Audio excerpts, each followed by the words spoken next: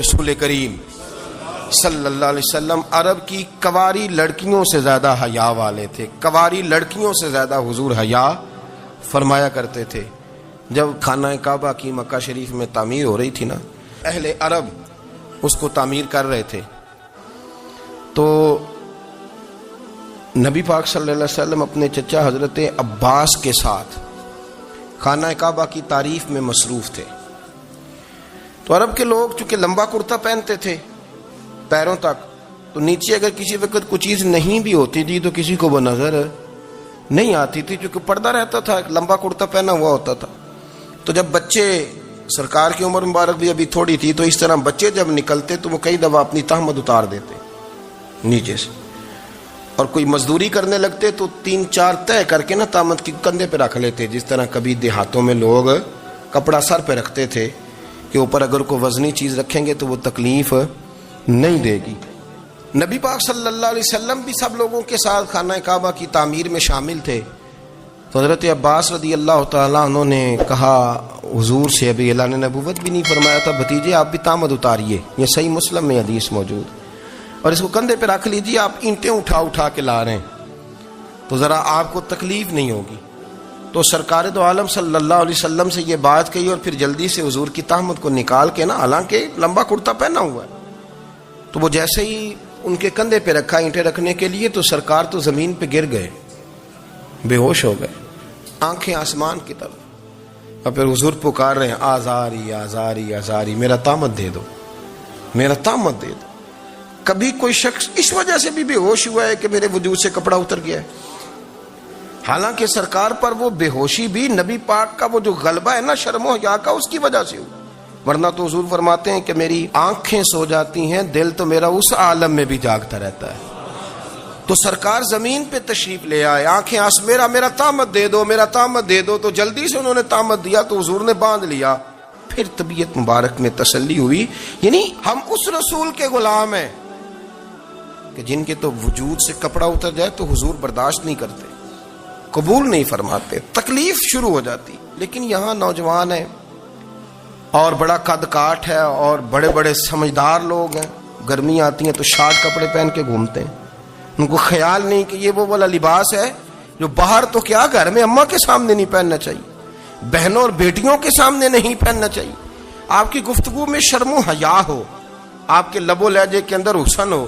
آپ کو پتہ ہے نبی پاک صلی اللہ علیہ وسلم نے فرمایا میری امت میں سب سے زیادہ حیا کرنے والے عثمان غنی ہیں. عثمان غنی سب سے زیادہ حیا کرنے والے. آپ فرمایا کرتے تھے جب سے حضور کا چہرہ دیکھا ہے میں نے کبھی اپنی شرمگاہ بھی نہیں دیکھی، میں نے آنکھوں کا وضو نہیں توڑا، اور جب سے حضور کے دست مبارک میں نے بیعت کے لیے سیدھا ہاتھ بڑھایا تو پھر سیدھا ہاتھ میں نے کبھی گندگی کو نہیں لگایا. حیا تھی. آپ باتھ روم کے اندر بھی غسل فرماتے تھے تو کپڑوں سمیت کرتے تھے. کسی نے کہا حضرت جی واش روم کے اندر کیوں نہیں کپڑے اتارتے؟ آپ فرمانے لگے باہر بندوں سے حیا کرتا ہوں، اندر جاتا ہوں تو رب سے حیا آنی شروع ہو جاتی، وہ تو دیکھ رہا ہے نا. تو میں جو بات آپ کی خدمت میں عرض کرنا چاہتا ہوں اس کو آپ سمجھیے گا میرے عزیز، کہ شرم والا مزاج، گفتگو بھی شرم والی، آنکھیں بھی شرم والی، لباس بھی شرم والا، دوستی یاری بھی شرم والی، بہت ساری ایسی باتیں. دیکھیں نا آپ ذرا، میں نے کہا کہ باتوں کو سن کے گزر نہ جایا کریں، اس کی گہرائی پر غور کریں. اور نبی رحمت علیہ السلام کی پہلی بات نہیں بیویوں کی آنکھوں میں آنسو پیدا کر دیے. حضور فرمانے لگے سنو، جب کوئی عورت بچہ پیدا کر لیتی ہے تو رب اسے اتنا ہی درجہ دیتا ہے جتنا ایک شہید کو درجہ عطا کرتا ہے. اور فرمایا جب وہ عورت اس کا بچہ آ جاتا ہے، اب وہ رات کو روتا ہے، وہ اٹھتا ہے، پخانہ اور پیشاب کرتا ہے، اپنے وجود کو آلودہ کر لیتا ہے. تو نبی پاک صلی اللہ علیہ وسلم فرمانے لگے وہ عورت یہ فکر نہ کرے کہ وہ دیکھو مرد تو آرام سے سویا ہوا ہے اور میں اٹھ کے بچے کو صاف کر رہی ہوں، پخانہ پیشاب دھو رہی ہوں. میرے محبوب نے ہر مکتبہ فکر کو، حضور نے زندگی اس کے ہر شعبے سے تعلق رکھنے والے آدمی کو عزت دی. فرمایا بیبیو جب تم رات کو اٹھ کے اپنے بچے کی خدمت کرتی ہو، دودھ ڈال کے دیتی ہو، پخانہ اور پیشاب صاف کرتی ہو، تو فرمایا رب تمہیں اتنا ہی اجر دیتا ہے جتنا ساری رات مصلی پہ کھڑے رہنے والے عبادت گزار کو اجر عطا فرماتا ہے. اتنا اللہ تمہیں اجر دیتا ہے ہر شخص کے حصے میں. ہر شخص کے حصے میں میرے نبی پاک نے عزت لکھی، ہر شخص کے حصے میں۔ رسول پاک نے وقار، رشتوں کو حضور نے اتنا مضبوط کر دیا، اتنا مضبوط کر دیا کہ رشتے رشتے نہیں درد بن گئے۔ ماں کا نام آتا ہے تو آنکھوں میں آنسو آ جاتے ہیں نا، ماں کا نام آتا ہے تو دل تڑپتا ہے نا۔ یار یہ انقلاب ہے جو میلاد والے رسول نے برپا کیا، ورنہ حضرت طارق ابن عبداللہ کہتے ہیں میں حضور کے اعلان نبوت سے پہلے بھی مکے آیا تھا۔ آپ فرماتے میں نے ایک بوڑھی عورت کو، ایک نوجوان کو گلے میں رسی ڈال کے گھسیٹ کے لے جاتے دیکھا، تو میں نے اس سے کہا کہ یہ کیا کر رہے ہو، کون ہے یہ بی بی، کیا مسئلہ ہے؟ تو وہ کہنے لگا جی میری اماں ہے، بوڑھی ہو گئی ہے، کسی کام کی نہیں رہی تو بیچنے جا رہا ہوں، چلو کسی کے برتن جب مانجے گی تو میرے تو پاس کچھ نفع آئے گا نا بیچنے۔ یہ داستانیں نہیں، ابھی بھی جن لوگوں کی طبیعت سخت ہوتی ہے وہ قتل نہیں کر دیتے ماں باپ کو۔ واقعہ سنے نا آپ نے کہ ابا میرے نام زمین نہیں کر رہا تو مار دیا۔ جب کلیجے سخت ہوتے ہیں تو کام ہو جاتا ہے۔ ایک طرف وہ منظر تھا اور ایک طرف یہ منظر ہے کہ حضرت حلیمہ سعدیہ رضی اللہ تعالی عنہ، ان کا نام نہیں ہے حضرت حلیمہ کا مسلم شریف میں، وہ امام زرقانی نے لکھا ہے، ورنہ مسلم میں یہ روایت اپنے اصل انداز میں موجود ہے۔ حضرت ابو ہریرہ رضی اللہ تعالیٰ عنہ فرماتے ہیں کہ جناب حلیمہ بوڑھی عورت، سادی عورت، اگر آپ کبھی معاشرتی لحاظ سے حضرت حلیمہ کا انداز دیکھیں گے نا، توجہ ہے میری بات پر، سمجھ آ رہی ہے آپ حضرات کو؟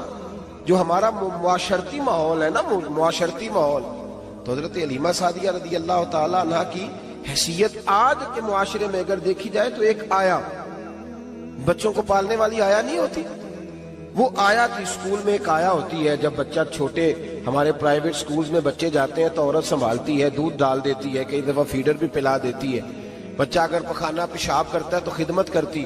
یہ عورتیں اس زمانے میں چھوٹے بچے لے جاتی، پالا کرتی۔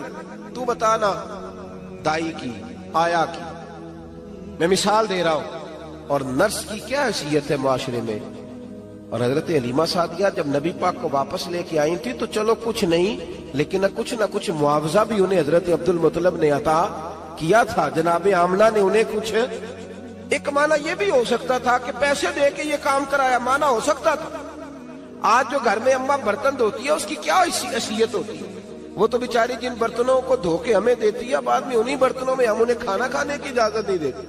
لیکن میرے رسول پاک نے رشتوں کو عزت دے دی، اس طرح کی عزت دی، اس طرح کی عزت دی کہ جناب حلیمہ مسجد نبی کا دروازہ گزری ہی تھی کہ حضرت ابو ہریرہ فرماتے ہیں نبی پاک منبر پر اٹھ کے کھڑے ہو گئے، رسول پاک کھڑے ہوئے، نبی پاک۔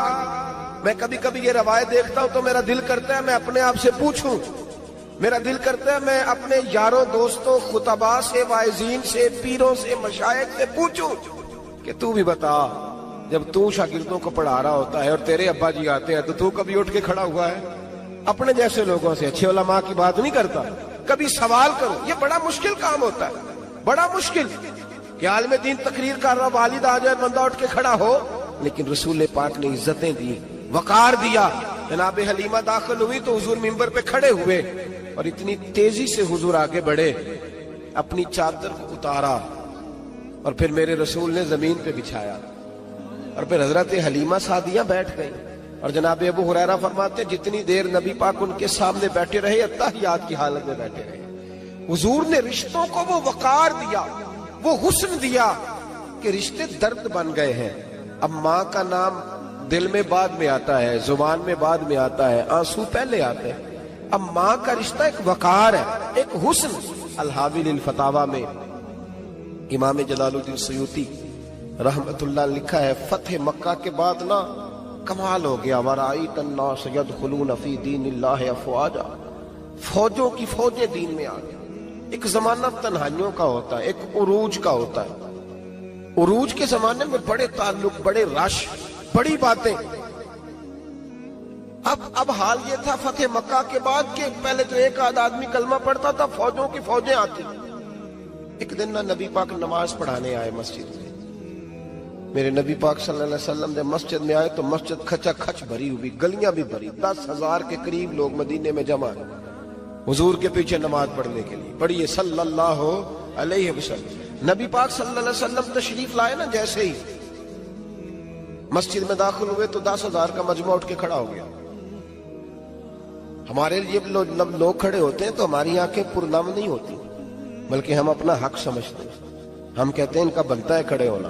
حالانکہ بھائی دنیا سب کے لیے کھڑی نہیں ہوتی. جب کوئی کھڑا ہونا تو نظر جھک جانی چاہیے اور تیرے دل میں خیال آنا چاہیے کہ یا اللہ مجھ پہ رحم ہی رکھنا، اے اللہ میری پردہ پوشی کرنا، یا اللہ یہ تیری دی ہوئی عزت ہے، مہربانی کر خفیہ تدبیر سے محفوظ فرما. کہ ہمیں احساس نہیں ہوتا الا ماشاءاللہ. اللہ کے محبوب داخل ہوئے تو 10,000 کا مجمع کھڑا ہو گیا. 10,000 آدمی کھڑا ہو تو ایک کیف بنتا ہے. تو میرے جیسا آدمی تو ویسکوٹ سیدھی کرنے لگ جاتا ہے نا کہ بڑی شان ہے جناب، کالر ٹھیک کر لو، دستار سیدھی کر لو، کیا بات. اتنے لوگ بھی کبھی کسی کے گاڑی کے پیچھے بھاگے. لیکن نبی پاک کا انداز کیا تھا؟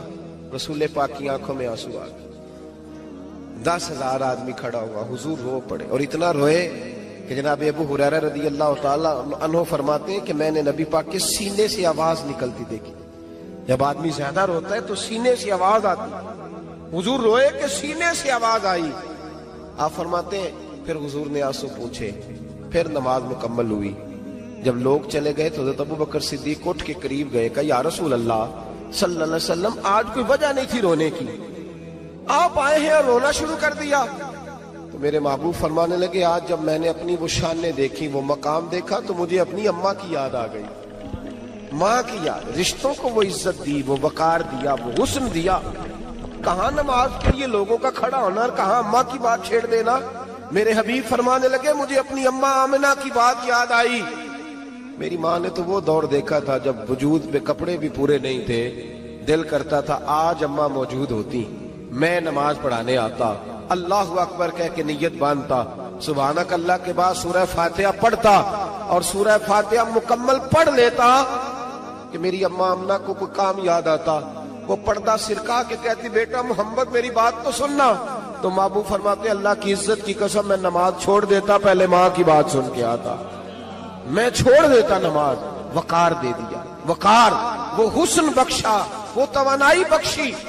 عرب کے اندر سال کے بعد عورتوں کا ایک میلہ لگتا تھا خانہ کعبہ کے پاس. صرف عورتیں اکٹھی ہوتی تھی، میلہ لگا ہوا تھا. ایک تورات جاننے والا یہودی عالم بھی آیا ہوا تھا. وہ بیویوں کے مجمع پہ نظر ڈال کے کہنے لگا بیویوں مرد کا کام تو کوئی نہیں عورتوں کے مجمع میں بات کرنا، لیکن میں تمہیں ایک پیغام دینے لگا ہوں.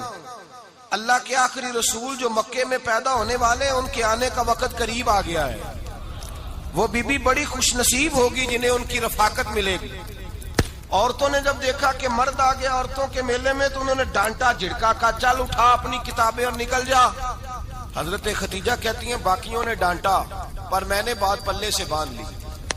میں نے پلے سے باندھ لی اور میں انتظار کرنے لگی کہ اللہ کرے وہ نصیب میرے ہی ہو، اللہ کرے مقدر میرا ہی کھلے. آپ فرماتی میں تسبیح پڑھتی، درود پڑھتی. میں اس زمانے میں جو اللہ کا ذکر جس طرح ہوتا تھا وہ میں شروع کرتی اور جب فارغ ہوتی تو میں التجا کرتی کہ اللہ میرے نصیبے کھول دے. کہتی ہیں آہستہ آہستہ آہستہ آہستہ میں حضور کی تعریف سننے لگی. آہستہ آہستہ تعریف سننے لگی. نبی پاک صادق ہیں، امین ہیں، سچے ہیں، دیانتدار ہیں. اس برے اور میلے معاشرے میں بھی وہ سب سے اعلیٰ بھی ہیں اور سب سے اجلے بھی ہیں، وہ سب سے پاکیزہ ہیں. میں سننے لگی تعارف. آہستہ آہستہ میں ان کی گرویدہ ہونے لگی. ادھر نبی پاک صلی اللہ علیہ وسلم اپنے چچا جناب ابو طالب کے پاس رہتے تھے. قحط آ گیا، حالات بگڑ گئے. حضور سید عالم صلی اللہ تعالی علیہ وسلم سے چچا کہنے لگے بیٹے اگر مال تجارت لے کے شام جاؤ تو بڑا نفع کماؤ گے، ہمیں ضرورت بھی ہے، اور اگر ہو سکے تو ختیجہ کا مال لے کے جاؤ. اور نبی پاک نے کہا چچا میں نہیں کہوں گا کسی سے جا کے، میں نہیں کہتا کسی سے جا کے، جو میرے نصیب میں ہوگا میرا رب خود عطا فرمائے گا، میں نہیں کہوں گا. مصطفیٰ نے تو نہیں کہا. حضرت ختیجہ رضی اللہ تعالیٰ عنہ کہتی ہیں میں نے خود اپنی خادمہ کو بھیجا. میں نے کہا جا کے پوچھو تو صحیح کہ میرا مال قبول ہوتا بھی ہے کہ نہیں، پوچھو. نبی پاک صلی اللہ علیہ وسلم سے پوچھا. حضرت ختیجہ کی خواہش ہے کہ آپ مال لے کے جائیں. حضور نے قبول کر لیا. جناب ختیجہ الکبریٰ رضی اللہ تعالیٰ عنہ کے غلام تھے، میسرہ ان کا نام تھا. جناب ختیجہ نے ان کو ساتھ بھیجا. فرمایا ایک 3 باتیں ارشاد فرمائی. ایک تو فرمایا سارا رستہ غور سے دیکھنا میرے نبی کے ساتھ کیا معاملات درپیش ہوتے ہیں. ابھی اعلان نبوت نہیں کیا. فرمایا ذرا غور کرنا، میرے مصطفیٰ کا مطالعہ کرنا اور مجھے واپس آ کے سبق سنانا. وہ جو تم نے چہرہ بددعا کی تلاوت کی ہو ذرا مجھے واپس آ کے سنانا. جنہاں نے دل پر جانی ڈٹھا ہو اکھیاں ہی تک لئیاں، تو ملے ہو تے ساجن ملیا ہوں ناساں لگ پئیاں. ذرا جا کے نا تلاوت کرنا اور مجھے اور دوسرا فرمایا تم میرے غلام ہو تو مصطفیٰ کے بھی غلام بن کے رہنا. میں سنتی ہوں کہ کردار کے، افکار کے، نظریات کے، عظمت کے بلند و بالا، وہ جیسے کہیں ویسے کرنا. اور تیسری حضرت خدیجہ نے نصیحت فرمائی. فرمایا محمد ابن عبداللہ صلی اللہ علیہ وسلم کی رائے سے اختلاف نہ کرنا. یہ چلتے ہوئے معاہدہ کیا، جو وہ کہہ دے سو کر جانا. غلام کہتے ہیں میں ساتھ گیا، باتیں میں نے سن لی، لیکن جب سفر شروع ہوا نا ابھی چند منزلیں طے ہوئی تھی. میں نے کہا خدیجہ آپ نے کیا نصیحت کرنی تھی، ان کے ساتھ جو رہے گا وہ ان کا غلام ہی بن جائے گا. ان کے ساتھ جو رہے گا تو اجے میرا محبوب نہیں ڈٹھا جن ویکھ کے چن شرماوے. جے رکھے ہاتھ پھلاں وچ ہاتھ نال پھلاں رل جاوے، تے ادھی راتی چن چڑھ جاندے جدوں جلوہ فرماوے. مایا جو بھی ساتھ رہتا غلام ہو جاتا. میں اسرا کہتے میں گیا، تجارت شروع ہوئی. کہتے ہیں نبی پاک صلی اللہ علیہ وسلم جب منڈی میں پہنچے تو لوگ قسمیں اٹھا اٹھا کے مال بیچ رہے تھے. اللہ کے محبوب جب گئے نا تجارت کرنے تو ایک آدمی کہنے لگا چلو معاذ اللہ بتوں کے نام تھے لات و منات، کہنے لگا لات کی، عزا کی، منات کی قسم اٹھاؤ. تو نبی پاک فرمانے لگے ان کی قسم اٹھاؤں جن کا میں نام لینا بھی پسند نہیں کرتا.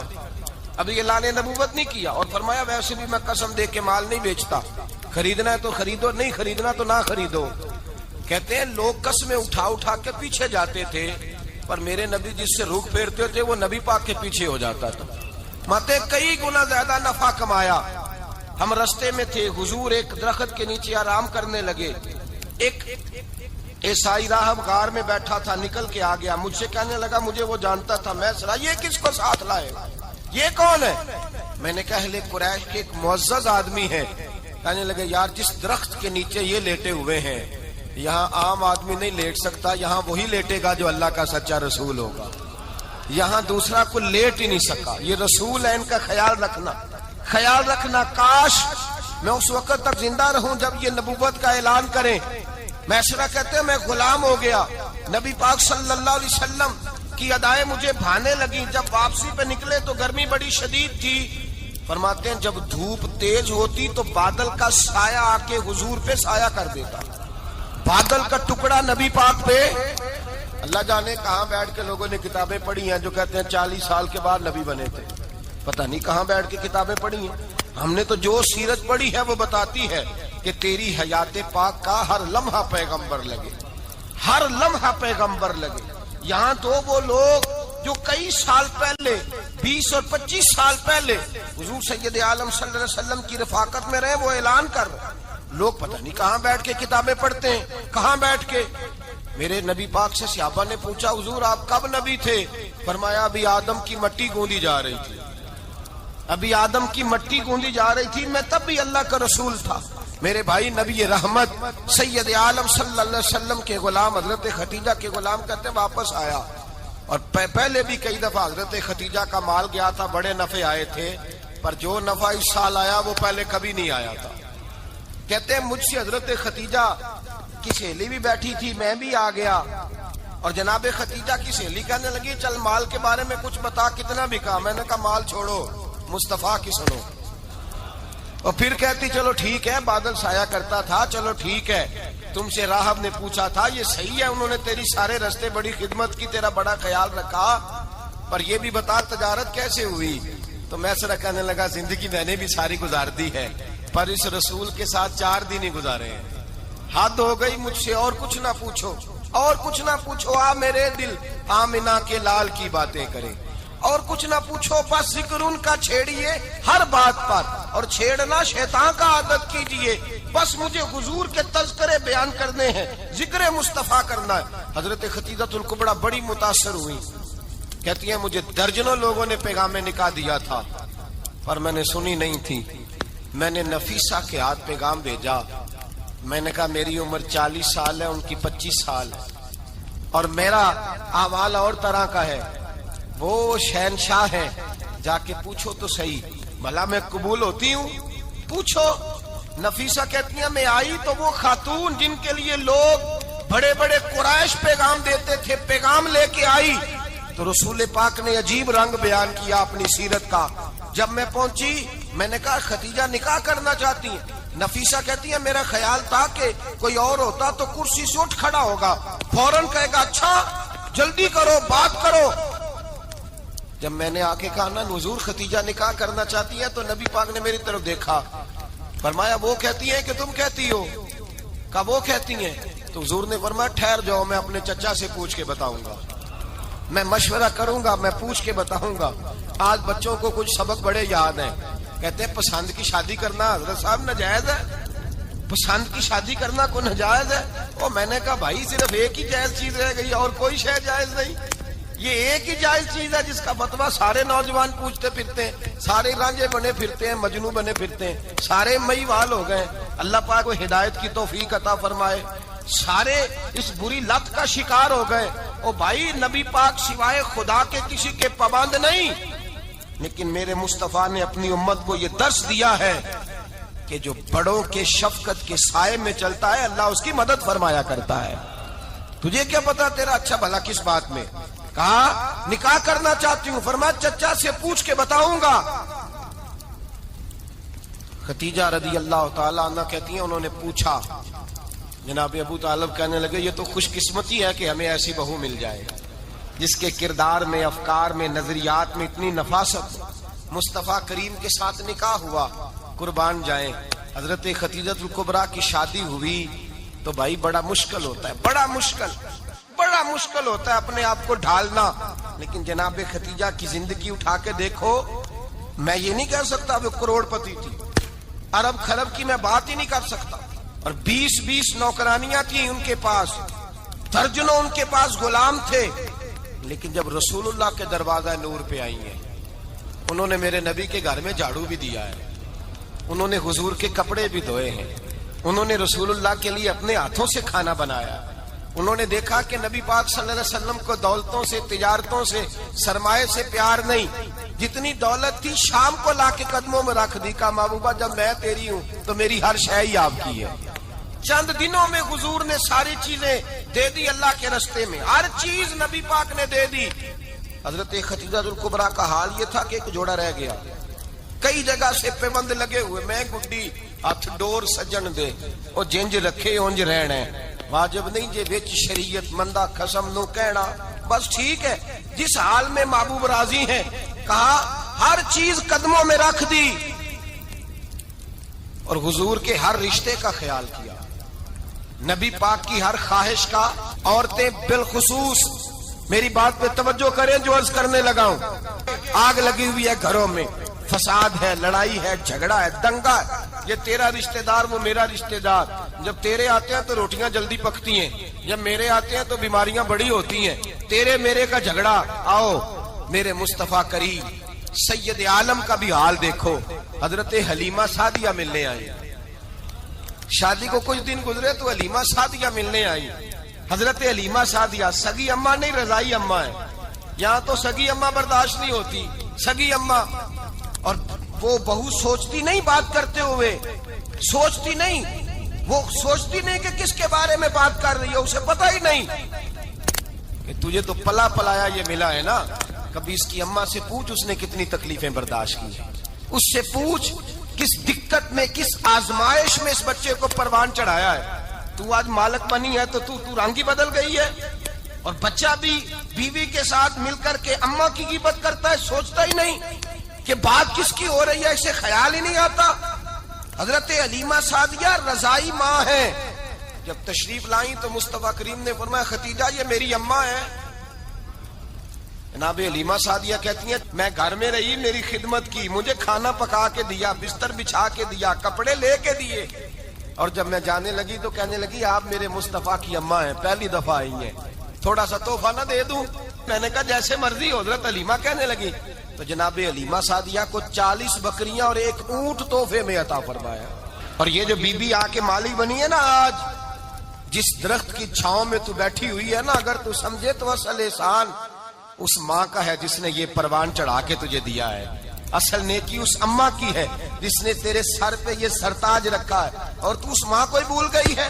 اور شکوہ بہو سے نہیں، شکوہ اس بیٹے سے ہے، بیٹے سے ہے جو علیحدہ بھی ہونے لگا تھا تو اماں سے علیحدہ ہو گیا ہے، جس نے سوچا ہی نہیں کہ ماں کے ہاتھ اٹھ جائیں تو عرش کا مالک کہتا ہے فرشتوں سے کہ پیچھے ہٹ جاؤ، ماں اور باپ اولاد کے لیے جو مانگے گے میں فوراً عطا کروں گا، تجھے پتہ ہی نہیں۔ اور ادھر رسول پاک کا کیا حال ہے، کہتے ہیں وہ تیرے رشتہ دار ہیں، تیرے بہن بھائی ہیں، تو جا، میں تجھے دروازے پہ چھوڑ آؤں گا، تو مل ان سے، میں نہیں ملتا، میں صاحب ہوتا ہوں، میرا ان سے کیا لینا دینا۔ حضرت خدیجہ کے بھائی نہیں تھے، نبی پاک صلی اللہ علیہ وسلم کے سسر حیات نہیں تھے، 2 بیٹے تھے حضرت خدیجہ کے، اور وہ دونوں بیٹے پچھلے خامن سے تھے۔ ذرا عقل کی کسوٹی پر تولیے گا کہ کسی بی بی کے بیٹے ہوں اور پچھلے خامن سے ہوں، اس آدمی کا رویہ کس طرح کا ہوتا ہے، لیکن میرے رسول پاک کا رویہ اس طرح کا تھا۔ میں آپ کو سیرت کی کتابوں سے امام حلبی نے، کستلانی نے، صاحب فتح الباری نے لکھا ہے، رسول کائنات سید عالم صلی اللہ علیہ وسلم سوئے ہوتے تھے اور جاگو اور سنو، اللہ کرے حضرت خدیجہ کا میرے نبی سے رشتہ اور میرے نبی کا حضرت خدیجہ کا رشتہ ہماری سمجھ میں آ گیا تو سمجھ لو ہمارے گھر جنت بن جائیں گے، روشنی پھیل جائے گی، سمجھو اور سیکھو۔ حضرت عائشہ صدیقہ فرماتی ہیں نبی پاک سو جاتے تھے نا دوپہر کو تو کہتی تھی مولا علی سے لے کر ابو بکر صدیق تک کسی کی طاقت نہیں ہوتی تھی حضور کو آ کے بیدار کرے، سوء ادب سمجھا جاتا تھا۔ اور میں ایک جملہ آگے بڑھا کے کہوں گا، میں کہوں گا اماں جی آپ تو مولا علی سے لے کر ابو بکر صدیق تک فرماتی ہے نا، ہمارا تو عقیدہ یہ ہے کہ مصطفیٰ سو جائے تو جبریل بھی نہیں جگا سکتے، وہ بھی نہیں آ سکتے، وہ بھی ہاتھ باندھے کھڑے ہیں کہ مولا کیسے جگاؤں، حضرت جبریل بھی نہیں جگا سکتے۔ لیکن حضرت عائشہ صدیقہ فرماتی ہیں میں تھی مدینے میں گیا حضرت خدیجہ کے وصال، میں مدینے میں حضور کے گھر میں تھی، نبی پاک میرے گھر میں موجود تھے اور سید عالم سوئے ہوئے تھے۔ حضرت خدیجہ کے پچھلے خامند کے بیٹے جناب حالہ آ گئے اور وہ مسجد میں آ کے بولے، مسجد میں توجہ کرنا، مسجد میں بولے، انہوں نے مسجد میں آ کے پوچھا کہ نبی پاک کہاں ہے، مسجد میں۔ تو جناب عائشہ صدیقہ فرماتی ہیں حضور سوتے ہوئے بیدار ہو گئے، حضور طامت سمیٹی، فوراً سر کے اوپر کپڑا رکھا، میں نے کہا حضور کہاں جا رہے ہیں، فرماتی ہیں میں نے 1 دفعہ پوچھا تو حضور نے 3 دفعہ فرمایا میرا حالہ آ گیا ہے، میرا حالہ آ گیا ہے، میرا حالہ آ گیا ہے، خدیجہ کا بیٹا آ گیا ہے۔ میرے رسول پاک صلی اللہ علیہ وسلم نے بی بی کے رشتوں کا جو تقدس بیان کیا اس کو سمجھیے، فرمایا حالہ آیا ہے، بیدار ہو کے خود تشریف لے گئے۔ اور یہ تو حالہ تھے نا، بڑے بیٹے حضرت خدیجہ کے، سب سے ان کا نام ہند تھا، اور حضرت ہند سے کوئی بندہ تعارف پوچھتا نا، نبی پاک کا جو حلیہ ملتا ہے نا کتابوں میں، سیرت کی کتابوں میں، حضور کا مکھڑا کیسا تھا، مکھ چند بدر شاشانی ہے، متھے چمک دی لاٹ نورانی ہے، کالی زلف تیاک مستانی ہے، مخمور اکھی ہیں مد بریاں۔ یہ جو حضور کا حلیہ ملتا ہے نا یہ حضرت ہند کا بیان کیا ہوا ہے، وہ بیان کیا کرتے تھے کہ نبی پاک کی آنکھیں کیسی تھی، حضور کے جلوے کیسے، وہ بیان حضرت خدیجہ کے بیٹے ہیں۔ کوئی ان سے پوچھتا کہ بڑے راضی رہتے ہو ہند، بڑے راضی رہتے ہو، تو حضرت ہند کیسے راضی کیسے نہ رہوں، راضی کیسے نہ رہوں، میرے بھائی کا نام علی المرتضیٰ ہے، بہن کا نام فاطمہ الزہرا ہے، ماں کا نام خدیجہ الکبریٰ ہے اور باپ کا نام محمد مصطفیٰ ہے، میں راضی کیسے نہ رہوں۔ حضرت خدیجہ الکبریٰ کے رشتوں کے ساتھ رسول اللہ کا پیار، ان کے رشتے۔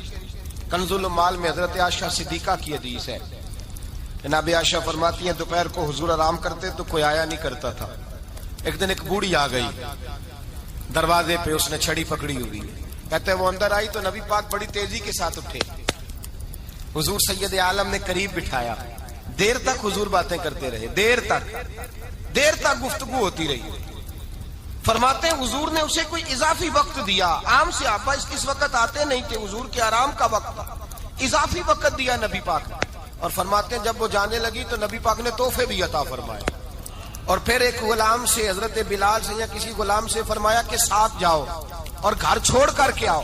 نبی پاک صلی اللہ علیہ وسلم نے اعزاز دیا۔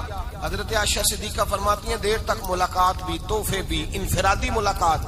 بعد میں نبی پاک صلی اللہ علیہ وسلم لیٹ گئے، میرے دل کے اندر خیال آیا کہ حضور جائیں گے اور جب رات کو واپس آئیں گے تو پھر میں پوچھوں گی کہ حضور یہ بی بی کون ہے، حضور اب آرام کر رہے ہیں۔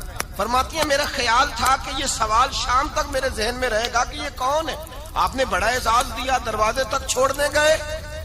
حضرت عائشہ صدیقہ فرماتی ہیں میں سوچ رہی تھی آرام کر رہے ہیں، اور میں نے جیسے ہی نگاہ ڈالی تو حضور تو گہری سوچ میں گم ہے، نبی پاک سوچوں میں گم ہے اور بے آنکھیں کھلی ہوئی۔ فرماتی ہے میں قریب جا کے بیٹھی، قدموں پہ ہاتھ رکھا، میں نے کہا محبوبہ یہ بی بی کون تھی؟ اتنی دیر آپ نے ملاقات کی اور وہ چلی گئی ہے تو ابھی خیالات ہیں، تصورات ہیں۔ فرماتی ہے میں نے پوچھا تو مصطفیٰ کی آنکھوں میں آنسو آ گئے، نبی پاک رو دیے، اٹھ کے بیٹھ گئے۔ میں نے کہا حضور کیا ہوا؟ میں نے تو آپ کو پریشان کر دیا، میں معذرت چاہتی ہوں۔ حضور نے فرمایا عائشہ ایسی کوئی بات نہیں، اس بی بی کے بارے میں پوچھتی ہو جسے میں نے زیادہ عزت دی ہے، زیادہ پیار کیا ہے، ذرا زیادہ اس کے ساتھ میں نے توجہ کی ہے۔ ہاں یا رسول اللہ میں نے انفرادی رنگ دیکھا ہے، روٹین سے بڑھ کر آپ نے محبت فرمائی۔ تو میرے مصطفیٰ نے فرمایا یہ جو عورت آئی تھی نا، جو میرے پاس بیٹھی رہی ہے، یہ میری زوجہ جناب ختیجہ کی سہیلی ہے، یہ حضرت ختیجہ کی سہیلی ہے، جناب ختیجہ کی سہیلی۔ فرمایا یہ مکے میں ختیجہ سے ملنے آیا کرتی تھی۔ نوجوان تھا اور یتیم بھی تھا، شوق بن گیا دین پڑھنے کا۔ محلے دار علاقے والے کہنے لگے کہاں سے کمائے گا، نہ باپ ہے نہ ماں ہے نہ گھر ہے، کہاں سے؟ حضرت رومی کہتے ہیں نوجوان نے جنگل میں جھونپڑی لگا لی، وہاں وہ صبح مدرسے جاتا، شام کو جنگل میں رہتا، وہاں اللہ اللہ کرتا، سبق یاد کرتا۔ ایک دن بادشاہ کی بیٹی رستہ بھول گئی، جنگل میں آئی سہیلیوں کے ساتھ، باڈی گارڈ بھی ساتھ تھے پر رستہ بھول گئی۔ کھوتی کھوتی شام ہو گئی، ایسی کھوئی کہ جب رات گہری ہو گئی تو آ کے اس نوجوان کے پاس رکی اور چلانے لگی۔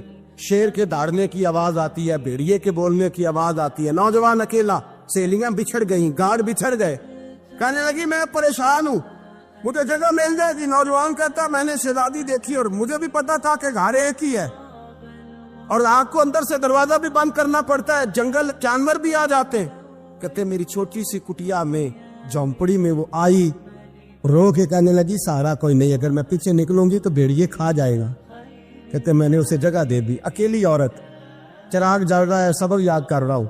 میرے نبی پاک نے فرمایا جہاں مرد عورت اکیلے ہو تیسرا شیطان ہوتا ہے۔ اور شہزادی، وہ بچہ کہتا ہے سبق یاد کرتا رہا ساری رات۔ وہ بچی کو کہا سو جا، پر وہ کہتی ہے نیند مجھے بھی کہاں آئی۔ ایسے موقع پر نیند، ساری رات سبق یاد کرتا، تھوڑی دیر کے بعد چراغ جلتا تو اس پہ انگلی رکھتا، ہاتھ جلتا تو پیچھے کھینچنے، پھر دوسری انگلی رکھتا، تھوڑی دیر کے بعد جلتا تو کھینچنے، ہاتھ سارا جل گیا۔ صبح کرنیں چمکی تو کہنے لگا چل نکل جا، دوڑ جا، بس بڑا صبر کا امتحان ہو گیا، چلی جا۔ شہزادی باہر نکلی، سپاہی ڈھونڈ رہے تھے، بادشاہ خود جنگل میں نکلا ہوا تھا، میری بیٹی مل گئی۔ بادشاہ تنہائی میں جا کے کہنے لگا بیٹا میں دنیا کو بتاؤں گا کہ میری بیٹی کھوئی نہیں تھی، سپاہی ساتھ ہی تھے۔ یہ بڑا مشکل ہوتا ہے، بیٹی تو بھول کے بھی رات کہیں رہ پڑے تو لوگ جینے نہیں دیتے، تو بیٹا مشکل ہو جائے گا میرے لیے۔ کہاں تھی؟ اس نے کہا نیک نوجوان کے پاس۔ اس نے کہا بیٹا میں تو تیری بات مانوں گا پر دنیا نہیں مانے گی، اگر اس نوجوان نے کسی کو بتا دیا کہ تو اس کے پاس تھی تو پھر لوگ میرا جینا محال کر دیں گے، بیٹا میں مر جاؤں گا۔ میری مجبوری یہ ہے کہ وہ کہیں راز نہ اگل دے وہ نوجوان، اسے قتل کرنا پڑے گا۔ عورت نے منتیں کی، اس بیٹی نے کہا میرے محسن کو مارو گے، روئی، اور وہ کہنے لگا میں بادشاہ ہوں، میرا اپنا وقار ہے، میں اس کو چھوڑ نہیں سکتا۔ گرفتار کر لائے سپاہی، وقت طے ہو گیا سزا کا۔ اکیلے کار کوٹری میں رکھا گیا، جو اس کے خاص اعتبار والے تھے ان کی ڈیوٹی لگائی۔ بادشاہ نے بلایا طالب علم، آیا، عورت کہنے لگی، بیٹی کہنے لگی ایک دفعہ تو بلاؤ نا، ایک سوال بس پردے میں رہ کے پوچھنا ہے، اور پھر جو آپ کا جی چاہے، میرے محسن کو مارنا تو ہے تو مرضی آپ کی۔ سامنے کھڑا کیا، نوجوان پردے کے پیچھے، عورت کھڑی ہو گئی، بادشاہ بیچ بیٹھ گیا۔ بی بی کہنے لگی ساری رات بیدار بے بھی رہی، سویا تو بھی نہیں، وہ جو تو چراغ کے قریب ہاتھ لگا کے جلاتا تھا وہ سمجھ نہیں آئی۔ نوجوان رو پڑا، کہنے لگا کیا کروں، میں نے رسول اللہ کا دین پڑھا ہے، کیا کروں، میں نے حضور کا دین پڑھا ہے، میں نے پڑھا ہے کہ زانی کو سب سے نیچے دوزخ کے سب سے نچلے درجے میں جلایا جائے، اسے جہنمیوں کا پیپ اور ریشہ پلایا جائے، کند کھلایا جائے، یہ روایتیں پڑھی ہوئی تھیں۔ تھوڑی تھوڑی دیر کے بعد شیطان مجھے کہتا تھا بدکاری کر لے، میں اپنا ہاتھ